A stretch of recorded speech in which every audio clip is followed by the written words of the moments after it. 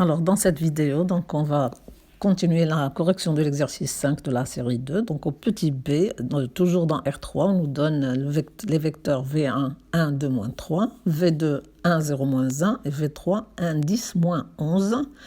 Et la question est toujours la même. On nous demande de voir si ces trois vecteurs sont libres, forment une base de R3.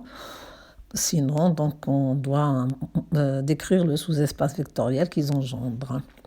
Alors, donc, toujours sachant que dimension de R3 c'est 3 et que j'ai trois vecteurs, donc il suffira de voir si ces trois vecteurs sont libres. S'ils sont libres, ça constituera une base. Sinon, on va voir comment on va faire pour voir le sous-espace vectoriel qu'ils engendrent. Donc, moi, j'ai préféré le faire en calculant le rang de V1, V2, V3, donc de la même manière que pour le petit a. Le rang de V1, V2, V3, donc c'est égal au rang. Donc, on met V1 en première ligne, 1, 2, moins 3. Deuxième ligne, V2, 1, 0, moins 1. Et en troisième ligne, V3, 1, 10, moins 11.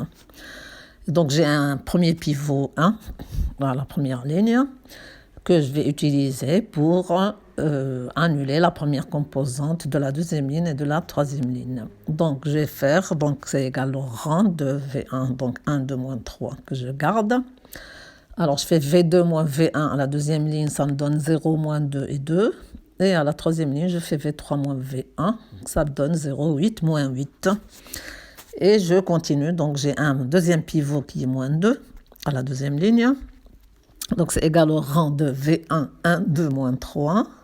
V2 moins V1 que je garde, c'est 0, moins 2, 2. Et à la troisième ligne, je vais faire donc L3 plus 4 L2, c'est-à-dire la troisième ligne plus 4 fois la deuxième ligne pour avoir un 0 à la deuxième composante. Et là, je vois que j'obtiens un 0 partout. Ça veut dire que j'ai une ligne toute nulle. Je n'ai plus que deux lignes non nulles. Ça veut dire que le rang de V1, V2, V3, c'est 2, qui est plus petit que le nombre des trois vecteurs. Donc, 2 est plus petit que 3. Et c'est évident. Et donc, le rang de la famille étant plus petit que le nombre de la famille, le nombre des vecteurs de cette famille, ça veut dire que mes vecteurs sont liés. Et donc, le rang, c'est égal à 2. Ça veut dire que je n'en ai plus que deux qui forment une famille libre. Et donc, ça ne peut pas constituer une base de R3 qui est de dimension 3. Et j'obtiens aussi, donc, dans la troisième ligne, L3 plus 4 L2, j'ai obtenu la combinaison moins 5V1 plus 4V2 plus V3 qui est égal à 0.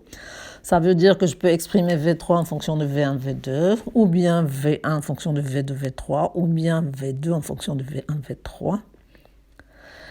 Et donc, le sous-espace vectoriel engendré par V1, V2, V3, je peux dire que c'est égal au sous-espace vectoriel engendré par V1, V2, ou bien par V1, V3, ou bien par V2, V3, puisque les trois vecteurs sont liés entre eux.